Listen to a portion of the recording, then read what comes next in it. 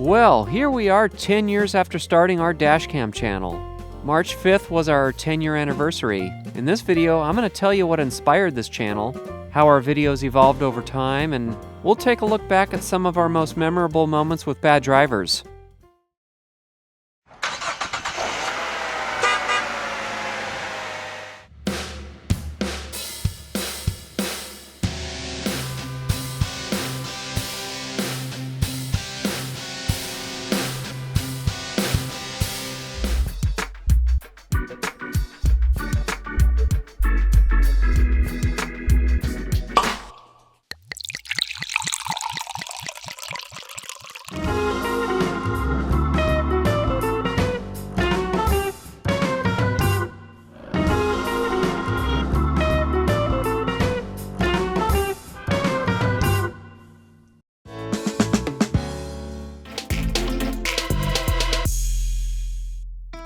Some family and friends back in early 2011 came up with the idea of creating a DashCam channel.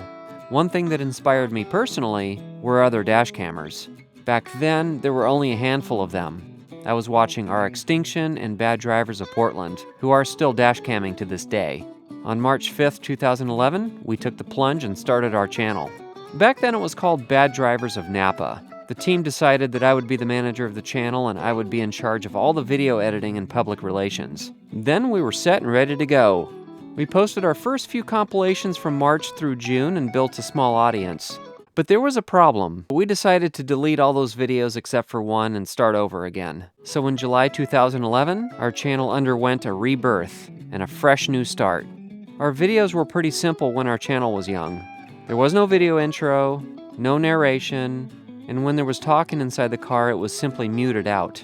And the quality of the cameras weren't that great. I believe we started out at 480p resolution on some clips and 720p on others. Our video compilations were very short at first. Then by mid-2012, our compilations were getting longer, but my editing style remained the same. By video number 81, our new air horn made its debut.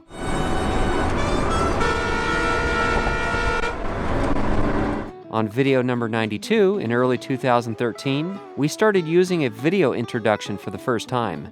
Then about mid-2013, starting on video number 111, we gradually phased out the muting of our voices and applied a voice-altering filter. Where are we going? Idiot! Get in the turn lane! People often described it as alien or robot-like. Personally, I didn't like it. In July of 2013, our local TV news station ran a story about the then-recent trend in dashcamming, and they featured our channel as their main example. But unfortunately, their story was slightly biased against dashcammers and completely misrepresented one of our clips they featured. The story created a lot of buzz in the comment section. By late 2014, we changed the voice filter after I complained about it.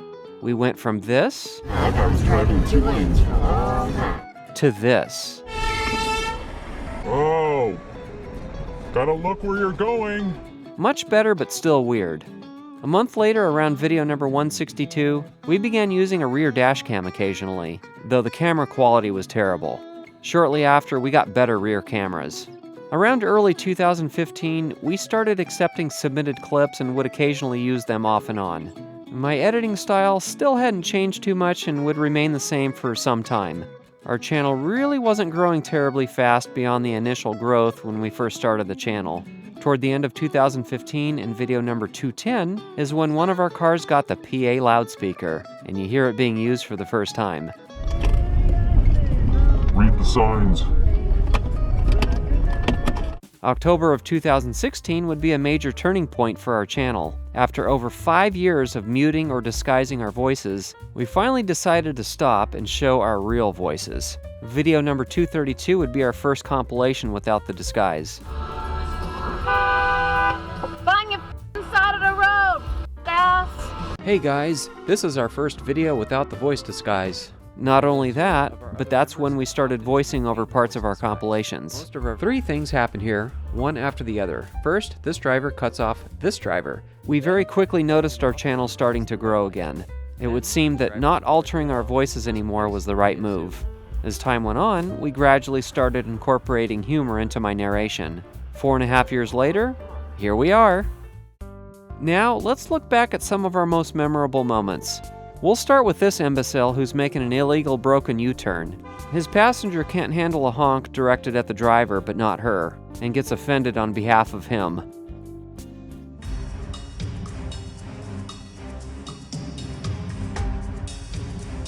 Now this one was very angering. This girl fails the dual turn and pushes me out of my lane. She just kept coming on over despite the horn and despite that I was right next to her.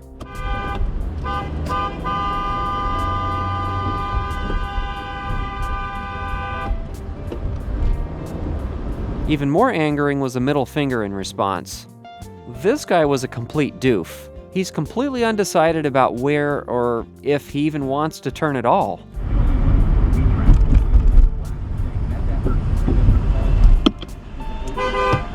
So he just sits there because he can't decide what he wants to do. So finally I honk.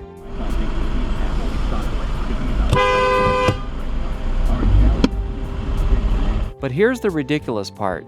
After he makes a U-turn to go back, he yells at me that I need to learn how to drive. Learn how to drive! So he's the idiot, but somehow I'm the one who doesn't know how to drive. Learn how to drive! Yeah, okay, sure, buddy.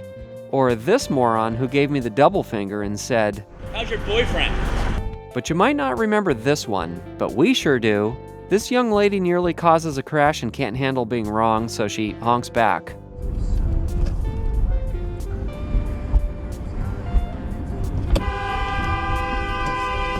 Jesus Christ.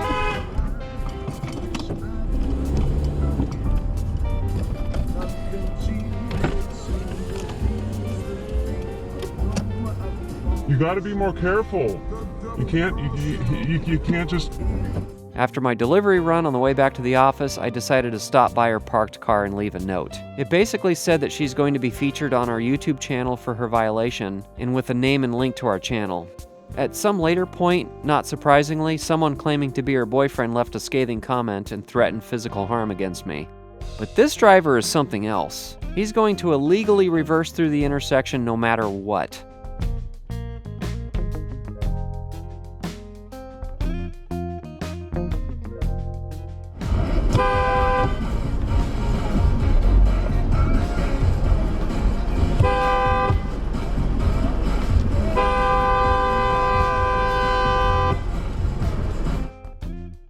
What are you doing?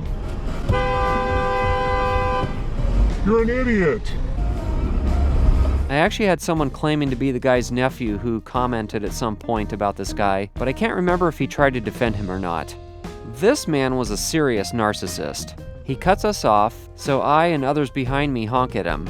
A few months go by and he comments on the video claiming he didn't do anything wrong and was going to report us to the police for honking at him.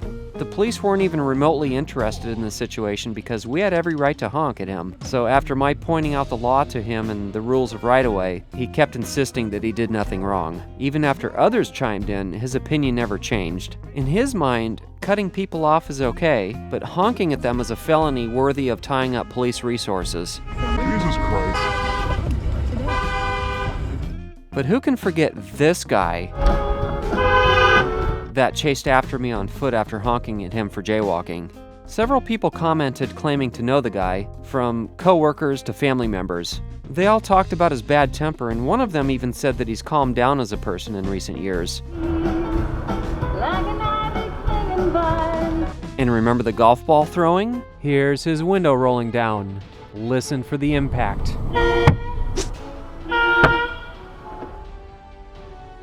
And there's the golf ball.